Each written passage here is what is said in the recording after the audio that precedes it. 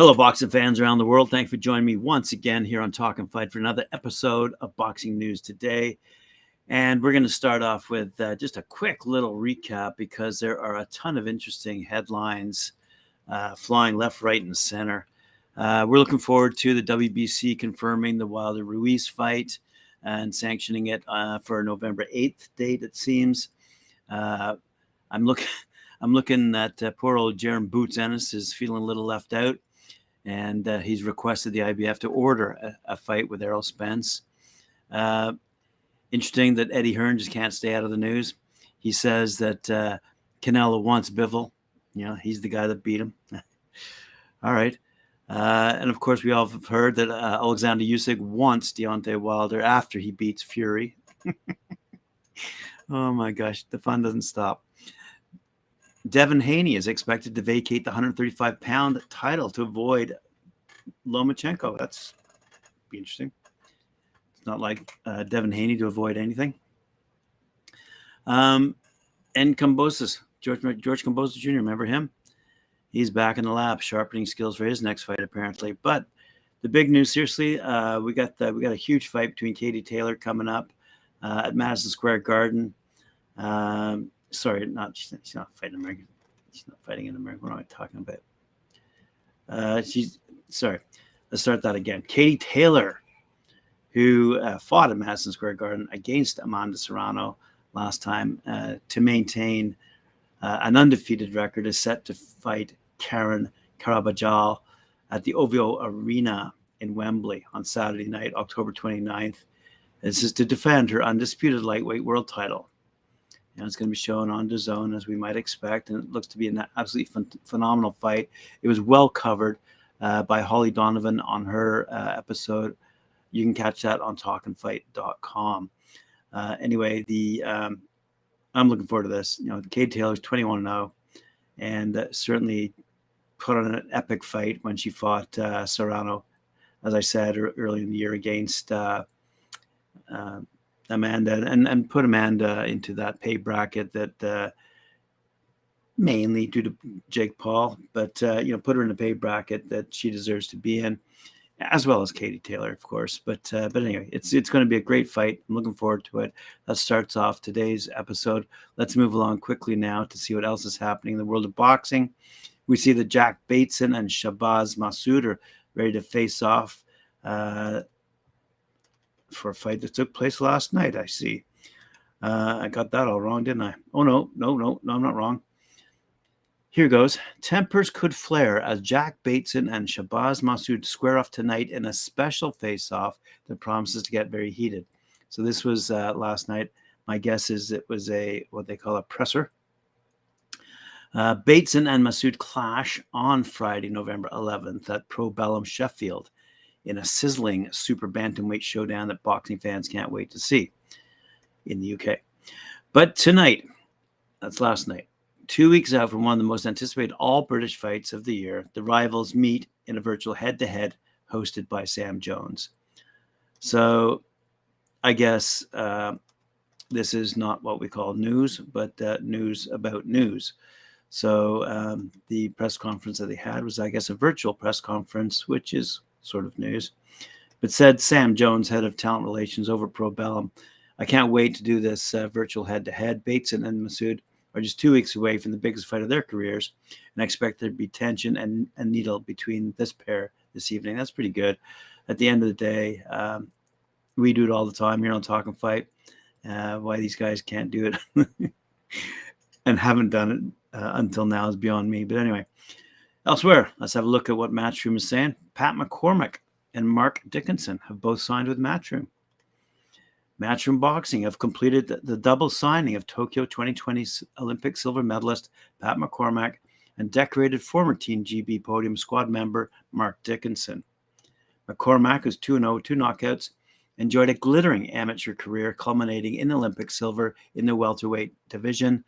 Before that, the 27-year-old from Sunderland won a gold medal at the 2018 Commonwealth Games on the Gold Coast and a gold medal at the 2019 Olympic Games in Minsk.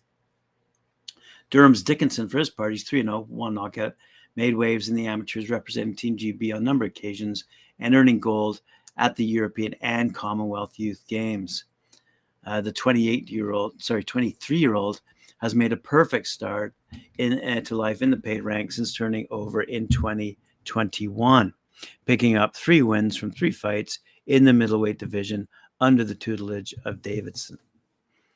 It's good to know and good to hear that Matchroom is moving ahead, but I'd still like Eddie Hearn to command all of his roster to undertake tests to make sure they're all clean. Speaking of clean, we have a headline here. Dr. Ayeni, quote, "The IBA's family and Umar Kremlov saved my life." Now, I haven't really talked about Umar Kremlov very much in the past year since the Olympics, probably, maybe 2 years. The president of the International Boxing Association, Umar Kremlov, cured Dr. Ayeni,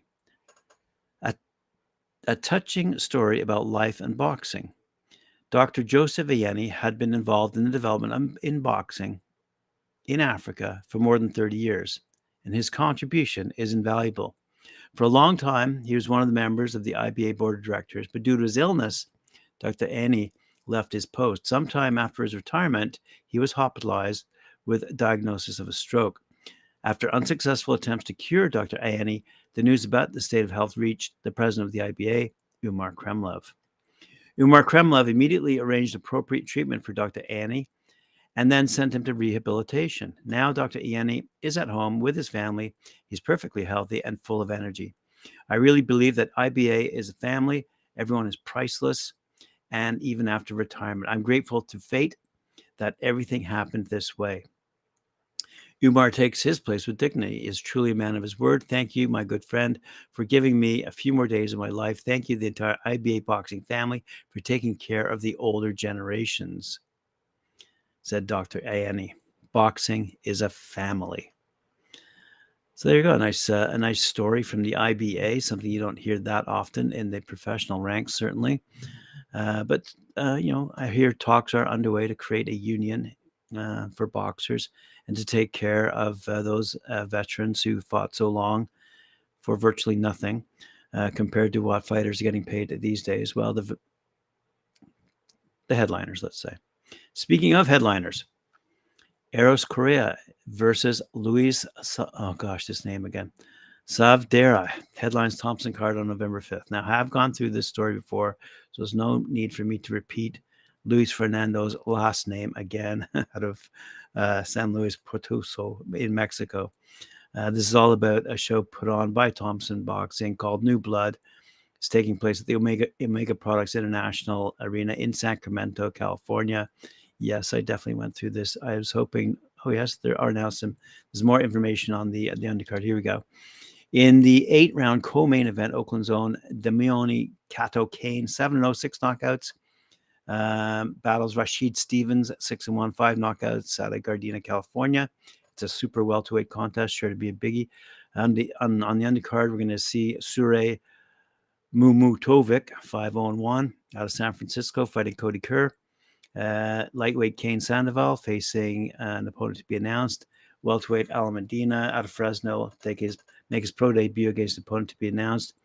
And yes, I did announce this. I apologize for repeating myself.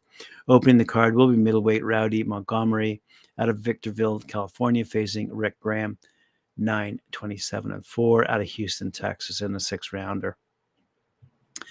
You know why I remember mentioning this? Because it's sponsored by Hustler Casino. And I was going to check to see if that was the same Hustler as in Hustler magazine. But I didn't. I forgot. Maybe someone could make a comment as to whether or not it is that very same Hustler brand. Anyway, speaking of stripping down, William Hill Stripped podcast, a series in which ex-footballers and celebrities are invited to take a trip down memory lane by revisiting their favorite shirts. Froch said, this is Carl Froch. Yeah, this is, he's a former world super middleweight champ from the UK. And he told William Hill Strip podcast that if he returned to the ring for one last fight, it would be to take on Jake Paul. And adding he would take his brother on, Logan, as well. Anyway, Froch said, if I could have one last fight, it would be Jake Paul. I'd I'd absolutely smash him to bits. Easy. Wow.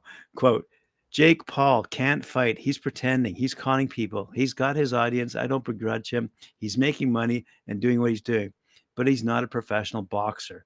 He knows not to come anywhere near me. He's bigger than me. He's 14 stone. He's younger than me. He's fresher. He thinks he can fight. I wouldn't even train for this guy. I'd do a bit of training myself. I might add the odd little run to get the heart beating, but I'd take Jake Paul to school and hammer him. He knows it. He wouldn't fight me. No chance. And added, I'd fight him and his brother on the same night. What they could do is take in turns. So Jake could do round one, Logan could do round two, so that I have a 4-minute breather between rounds. It's never been done. It's exhibition boxing. I'd take them both on. Sorry for that quick giggle, but that does end my episode for this Friday. It is a Friday. We're heading into a weekend. Anyway, look forward to seeing you at 4 p.m. for Knuckle Up with Mike Orr and Cedric Ben.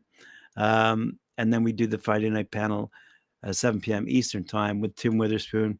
Remember to like, share, subscribe, hit that notification bell, and we'll see you back on the Friday night panel.